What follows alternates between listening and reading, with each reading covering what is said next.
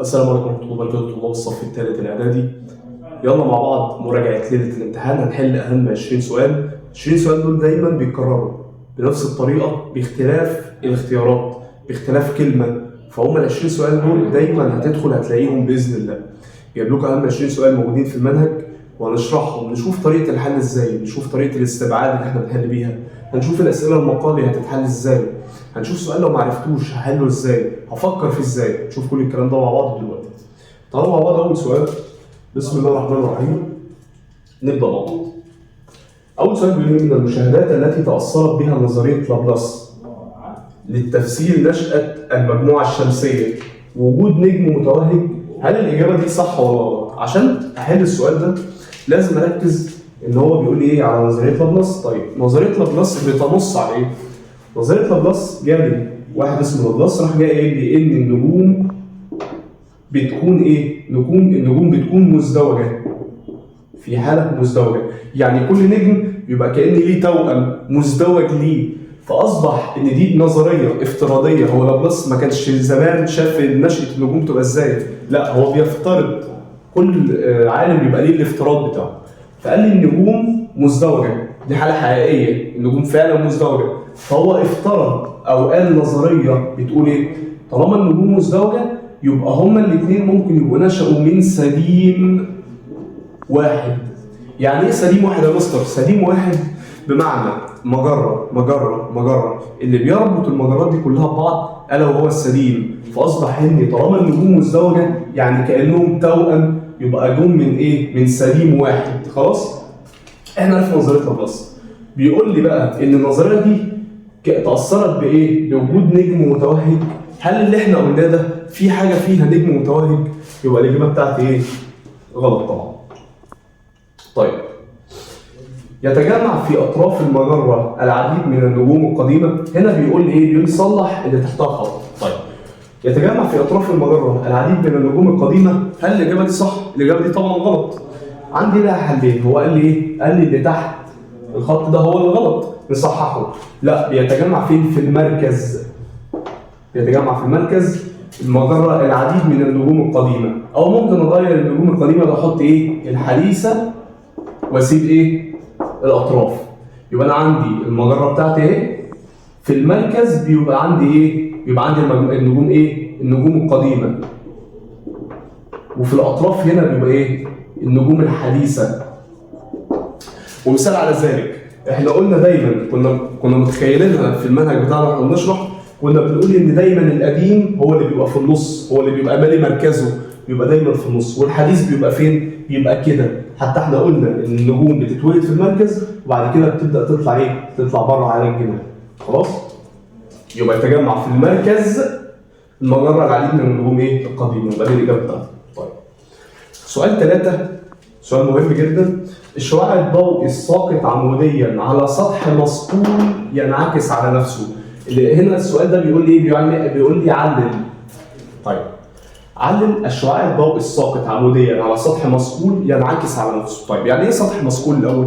سطح مسطول بمعنى سطح منعكس او سطح عاكس الضوء، كانك باصص على مرايه. فانا لو جبت مرايه ثبتها قدامي ورميت عليها ضوء، ايه اللي هيحصل للضوء؟ هل هيمر؟ هل هينفذ؟ هل هيتكسر؟ لو المرايه مستويه بتاعتي الضوء ايه اللي هيحصل له؟ هينعكس. طيب يبقى الشعاع الضوئي الساقط عموديا على سطح مسطول ينعكس على نفسه، دي طبعا اجابه صح، احنا عارفين. هو بيقول لي ليه بقى؟ احنا قلنا عشان عندي المرايه اهي زاويه السقوط بتاعت الضوء كده بتساوي زاويه الانعكاس بتساوي ايه؟ بتساوي صفر. يبقى علل الشعاع الضوئي الساقط عموديا على سطح مسطول ينعكس على نفسه لان زاويه السقوط بتساوي زاويه الانعكاس بتساوي ايه؟ بتساوي صفر يا رجاله.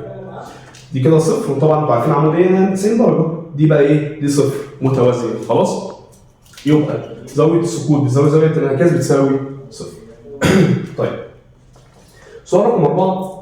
النسبه بين عدد الكروموسومات في الخليه الجسديه الى عدد الكروموسومات في احد الامشاج لكائن حي على الترتيب.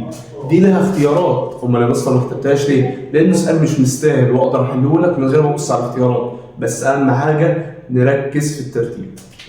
النسبة بين عدد الكروموسومات في الخلية الجسدية، الخلية الجسدية احنا عارفين هي ان ولا 2 ان؟ جدع، اللي مذاكر هيقول لي اللي هي 2 ان. إلى عدد الكروموسومات في أحد الأمشاج لكائن على الترتيب في أحد الأمشاج يبقى إيه؟ يبقى إن ولا 2 إن؟ لا يا مستر هي إن. يعني على الترتيب، والإجابة بتاعتي 1 إلى 2. غلط. ما غلط يا مستر؟ عشان أنت ما ركزتش في السؤال. هو بيقول لي على الترتيب، أنا الترتيب بتاعي كان 2 إلى 1. خلاص؟ يبقى الإجابة بتاعتي مش 1 ل 2، الإجابة بتاعتي من 2 إلى 1. خلاص؟ دول 4 أسئلة مهمين، يلا نكمل بقية الأسئلة. بسم الله الرحمن الرحيم، ركز معايا يا مستر. سؤال رقم 5، سؤال رقم 5: سيارة تتحرك من السكون، نحط تحت السكون دي خط، حتى تصل سرعتها إلى 25 متر لكل ثانية خلال زمن قدره 10 ثواني.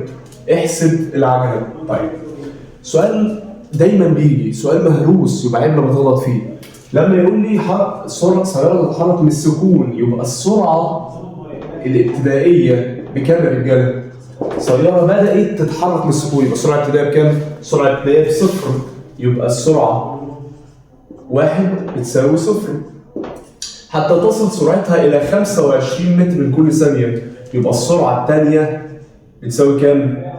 بتساوي 25. خلال زمن قدره 10 ثواني، يبقى ده الزمن قدره كام؟ 10 ثواني. احسب العجلة. قانون العجلة كان بيقول ايه؟ قانون العجلة كان بيقول لي العجلة بتساوي السرعة على الزمن. طب يا مستر انا ايه؟ احط اي سرعة الأول؟ دايما بتبقى العجلة بتساوي 2 عين 2 ناقص عين 1 على الزمن.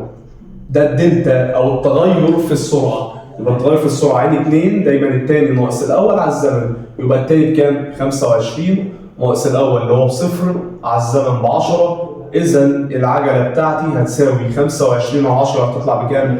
ب2.5 متر لكل ثانية تربيع. وحدة عجلة. سؤال رقم 6: تعتبر المسافة كمية متجهة. يعني إيه كمية متجهة؟ كمية متجهة يعني لها مقدار ولها اتجاه. طيب، هل المسافة ليها مقدار وليها اتجاه؟ هي لها مقدار يا مستر، بس ليها اتجاه؟ ازاي؟ هقول لك ازاي. انا بطلع في الحته دي يا مستر. طب اقول لك انا ايه الفرق بين المسافه والازاحه؟ ايه الفرق ما بينهم هما الاثنين؟ دلوقتي انا يا شباب لو واقف في النقطه دي رحت لغايه الخط ده، المسافه هنا كام يا رجاله؟ المسافه هنا 5 متر. يبقى المسافه من هنا لهنا كام؟ 5 متر. معايا كده؟ رحت انا جاي يا رجاله رجعت كميه او مسافه مقدارها 2 متر. خلاص؟ يبقى انا كده مشيت مسافه قد ايه يا رجاله؟ مشيت مسافه 5 ورجعت 2، يبقى المسافه هنا بكام؟ ب7. دي كده يبقى انا ماليش اتجاه، يبقى انا بطلع فوق بنزل تحت، دايما بجمع اللي انا بمشيه دايما بجمعه، يبقى انا ماليش اتجاه. طب الازاحه لو انا واقف هنا رحت كده 5 متر ورجعت 3 متر، يبقى الازاحه بكام يا رجاله؟ الحته دي بس اللي انا اتحركتها من النقطه الاصليه للنقطه اللي نهيت عندها، يبقى الازاحه هنا كام؟ ب2 متر. 5 ناقص 3 بكام؟ 2 متر. يبقى انا هنا ما جمعتش، يبقى انا هنا على حسب الاتجاه بتاعه رايح فين، على حسب ما الازاحه هتبقى بكام. انما في المسافه انا رحت يمين رحت شمال طلعت فوق نزلت تحت، انا دايما بجمع المسافه اللي انا مشيتها. خلاص؟ يبقى المسافه كميه متجهه. المسافه كميه متجهه، انا مشيت من هنا رحت هنا رجعت هنا رحت فوق نزلت تحت، هجمع يبقى ليها اتجاه؟ ملهاش اي اتجاه، يبقى المسافه ليست كميه متجهه بل كميه ايه؟ قياسيه. طيب، سؤال رقم 7: نظرية تفسر نشأة الكون من انفجار هائل منذ 1500 مليون سنة. سؤال دايما بيجي وفي ناس بتلخبط فيه لسه، يبقى عيب. يبقى السؤال ايه؟ نظرية هي نظرية الانفجار العظيم.